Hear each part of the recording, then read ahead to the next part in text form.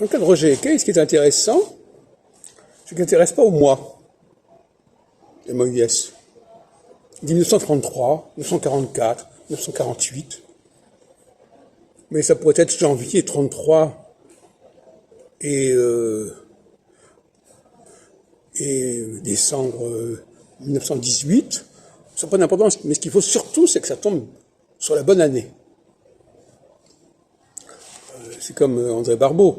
Si jamais les événements avaient eu lieu au lieu du mois de décembre ou novembre 89 ou 90, ça n'aurait pas eu le même impact dans l'esprit des astrologues, parce que eux, une année, c'est une année. Il n'y a pas de figé. Or, ça ne veut rien dire. Entre janvier 33 et décembre 48, il y a plus de temps qu'entre décembre 33 et janvier 48. Donc, je veux dire, ça ne veut rien dire. Cette histoire d'années, cette façon de s'être fixé sur des années sans tenir compte des mois est complètement ridicule. Pour moi, le mois est absolument essentiel. Décembre 95, c'est pas janvier 95. Donc on nous parle de précision et on ne prend même pas la peine d'indiquer à quel mois Hitler est arrivé au pouvoir, en quel mois il y a eu les accords de Versailles, en quel mois il y a eu la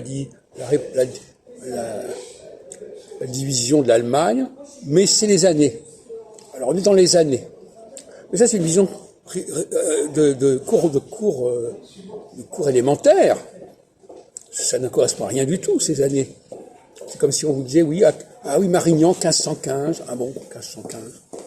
C'est cette façon de parler de l'histoire à partir d'années et ne pas à partir de mois, alors qu'on insiste par ailleurs sur le fait qu'il y a, par exemple, pour M. Ekey, il faut qu'il y ait 15 ans.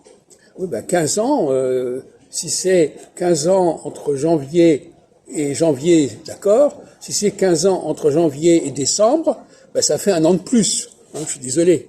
On ne doit quand même pas se moquer du monde.